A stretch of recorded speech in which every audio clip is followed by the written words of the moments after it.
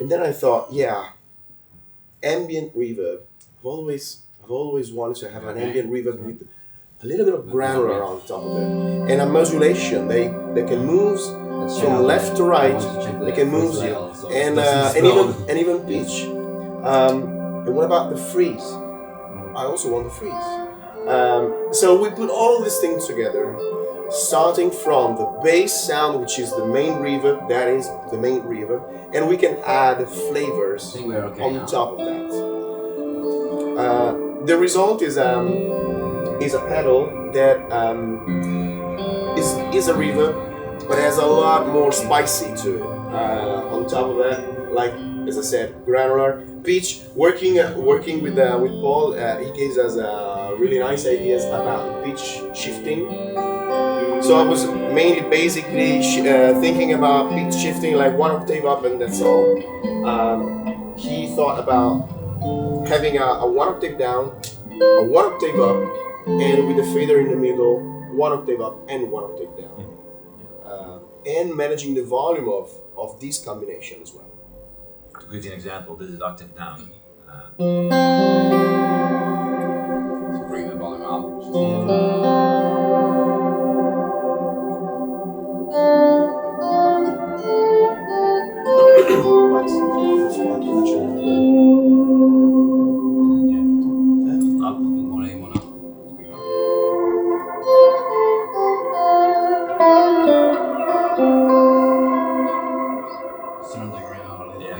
We call it air because it just adds sort of a shimmery sensation to the sound. Breathing. Yeah, the idea is to add something to the reverb, but not overwhelm the reverb. So it keeps adding flavors to your sound, but the main sound is the reverb. Yeah, so this is without. And then you add it. So when you give it some air to the play, brings up the air of the pitch shifting.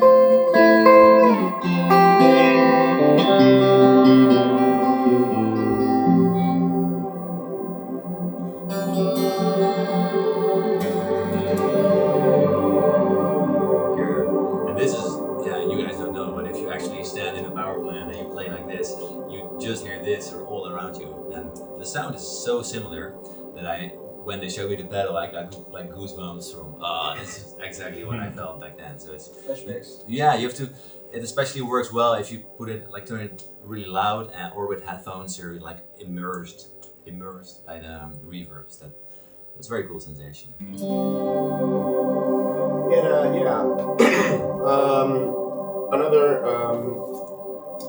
Another cool feature is the granular. The granular again is something that acts randomly and randomly add like what's the name of that tool? I don't remember again.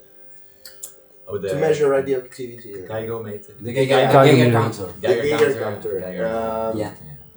And that was kind of the inspiration to the granular. So when you play, does it actually work? Does the Geiger counter? I hope the readers that we are having this from a Geiger counter. We put a little bit of radioactivity in everything. So if you buy it, just decay slowly.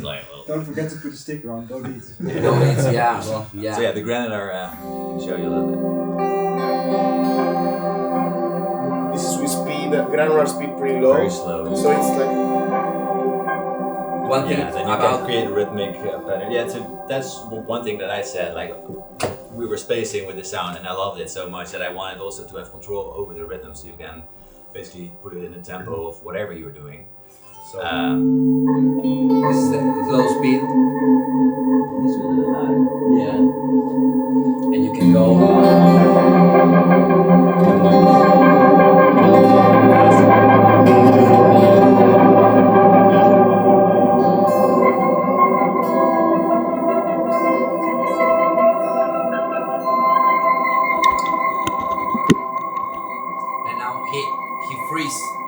That's this part.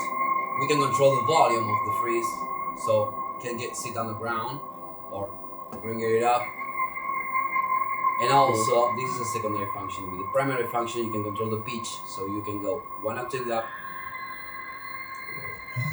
or one up, take down, and use this as a pad to play your. Because the best thing about this, we've got the reverb happening now, but on my signal we still have reverb, and that's usually what's not happening with reverb pedal when you freeze. Like, oh, you're vibing and you freeze, and then like, oh, it's bone dry. It's like, I'm out of the vibe again. So yeah, it's essential to make a pedal work, because in the room there's always, well, the reverb is always there. So we needed to have this, so it's really special. One other very important improvement that Paul suggested actually was to make the freeze latching. So you simply click and it's latch, and I click again and it turns out from the freeze. The cool thing is that it's meant for the players, meaning that you press it once, you have a freeze pad underneath, you play, and then once you need to change chord, you simply press an hold, and it re-triggers in a new chord. Yeah, just wait for if you want to play a chord.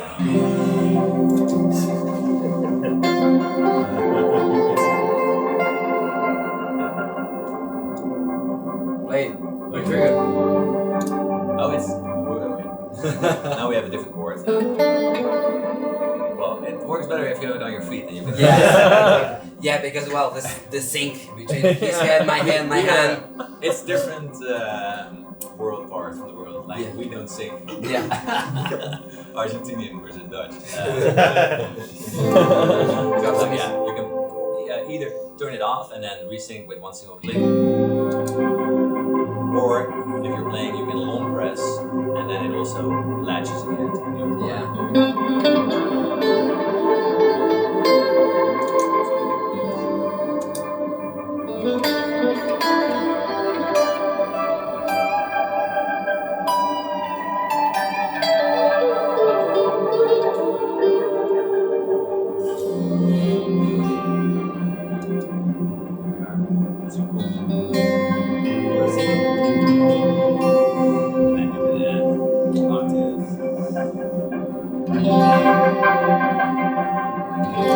Stop latching.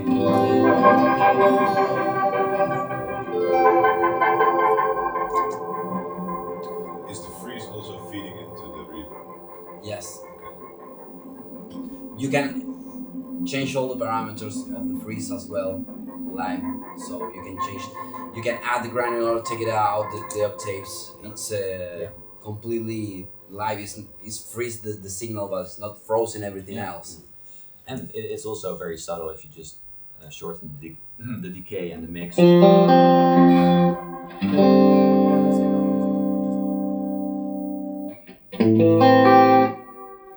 Just I mean, it's All very usable. It's very usable. Not necessarily like 2 days reverb, but And what's very cool, if you turn the decay up, it's almost like infinite kind of. So it's oops, that's the problem. If you One make a wrong mistake- note If you're and, wrong, and it's over.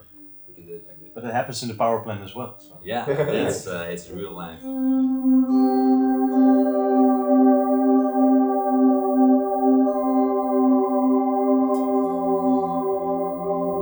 So this is not latching; it's just a reverb.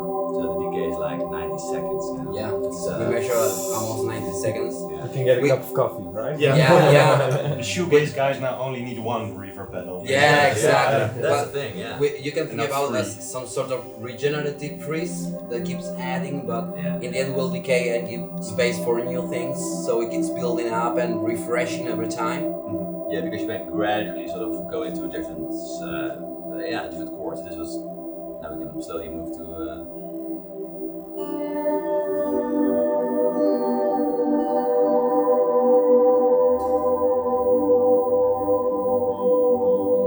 It's really cool. You can latch this, of course, and then shorten the decay.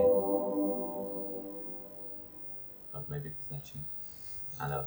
Yeah. The volume is not up from the. Maybe though. No, the volume is on. Yeah. So we also worked hard on where to put which parameter. So that's like it's a very playful pedal. When they were showing me that, I was like constantly like playing and twisting and turning. So we really noticed that like the key parameters should be on the sliders, because it's really fun to play with the sliders. Yeah, it's And, meant for we used to have like six hands like touching the pedal when while he was playing. And that's why we also have the secondary function on each knob, super easily accessible with this little like vintage, such a cool switch for a pedal. So this is just a live mode, and then every parameter is how it is and it sounds. And then if you go to the B mode of the switch, and then there's a secondary function. Yeah, there are 8 controls. All of those 8 controls have a second layer of controls. So basically, it's like 16 controls in total. For example, you have the mode as a primary function, that's the mode depth, but as a secondary function, you have the rate. Or the shift, you have the volume to add the octaves, and the secondary parameter, you select which octave you want. Yeah. So everything is related and it's really intuitive. So if you want to, you have the pitch shifting section, you have the granular section, you have the modulation section, and you can turn all the way down and have just a bass Just reverb. a basic reverb, yeah. You can spice it up with the air, with the octaves, or like the granular. We call it flux, the granular, because it's like injecting random little goodness into your signal. Yeah. And there are other kind of Easter egg things in this pedal. I mean, features that not everyone is actually expecting from a reverb pedal, which is the USB-C in the front panel. This pedal actually acts as an audio interface as well. It can be used in multiple ways. So you can even use to record yourself, or in production, maybe you have a recorded track. You just want to add reverb to it. Instead of using a software plugin, you can simply send the audio via USB and then back from the pedal to the computer via USB. But this would really work as well for synthesizers and Yeah, stuff like that. it will be awesome. Yeah. That's why it's essential. It's stereo in, stereo out. So that's Yeah. that you guys love it. You need it. So it's And with the USB-C connector, you can use it well. It's like a hardware plugin, actually. And also for recording, and also you can control it via USB MIDI. So you can make automatizations with your DAW. So you can control it and you can just leave it there. Maybe for reamping a track, you can do that automatizations and just leave it and it will work alone. Yeah, with all these type of feature set, we encourage actually all users that have MIDI capabilities in their board to use them. Because I mean, let's say you have an expression pedal. It's perfect. You play with it and you control the pitch of the freeze with the expression pedal. It's great. Or you're bringing up the octaves or the granular, those little flavors, and you can have a really cool bass reverb that doesn't get into your playing, but is adding things, and you can add little nuances of sound.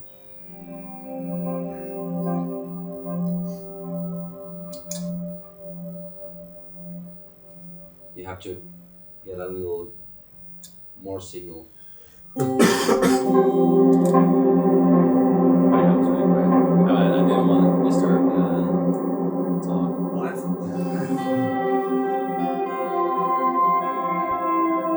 Yeah, and that's it. And it's endless fun. And also, one thing we didn't mention that's a cool feature from the spec side is that the right output is transformer isolated, so you don't get ground loops on a stereo setup. And also inside it has a polarity switch to avoid phase cancellations or to encourage them, because sometimes from big phase cancellations came such a cool things, but you have the choice to do it. So it's like a total solution for the stereo rig. Cool. Awesome. Very cool. Nice. Yeah, it's very. What I like as well is when you play, there's a lot of definition still you're playing, and the reverb never really gets in the way of what you're playing. So even if it's massive, sometimes you feel like the reverb is drowning out all the guitars, all the attack, all the goodness you're actually playing. But here it just adds a beautiful layer. And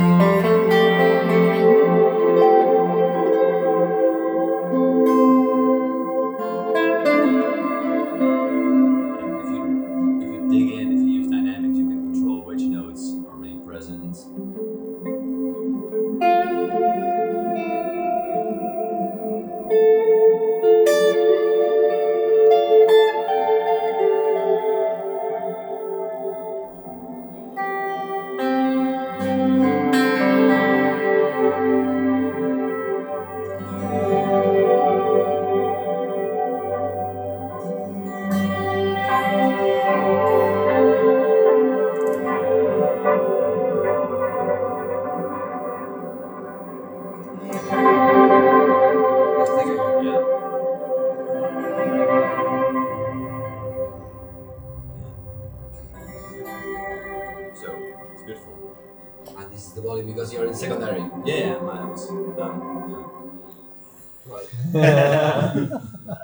Always reading things. Yeah, so that's the second. You have to work with it, but it is very intuitive because it just says what it is. Everything is labeled how it is. There's no things you have to remember. If you see it, it's there. So that for me is very important, especially if it's like more than 4 or 5 pedals. You tend to forget what was it again if you didn't use it for a few weeks. This you can just. I think, of course, we're making a manual. Yeah, But you don't need it. Just play it. You see what you get. Menu diving is not necessary. No. It has only a configuration mode for some Yeah, general I mean, things yeah. like bypass. But and not. things, but I mean, for getting creative, getting No. the sounds, it's just what you see is what you get. yeah, those are set and forget things. These are we've been using now the pedal as in what we call the live mode. It has also have the preset mode. So let's say you don't have any MIDI controller or switcher or whatever. You can, but you still want to save some preset. You can do it. You go to preset mode. You save some preset, and you can record up to 3 preset with the secondary foot switch. Or if you have a MIDI controller or looper, you can recall up to 128 preset via MIDI. I mean, it's like a Swiss knife for reverb, I guess. Yeah, it does it all. Yeah. Did you guys try it with an acoustic as well? Or not yet? Just I- on the neck? I don't use acoustics usually with lineouts anyway. So for me, I wouldn't use it with an acoustic. But we didn't try it. But I guess it sounds great because there's different. Exactly. Like we have 3 main algorithms. What you all heard so far was the reactor hall. That's actually based on that big space I played the guitar in. But there's also just a room, or just a great sounding room reverb for your everyday reverb needs. We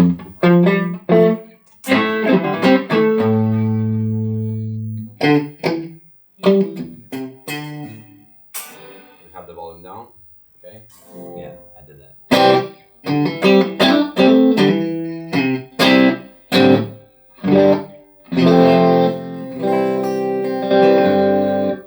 We have a little. A A little. little. Okay. We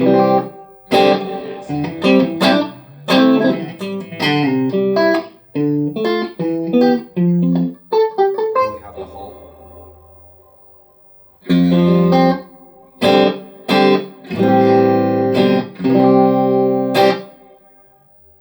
We have a longer hole.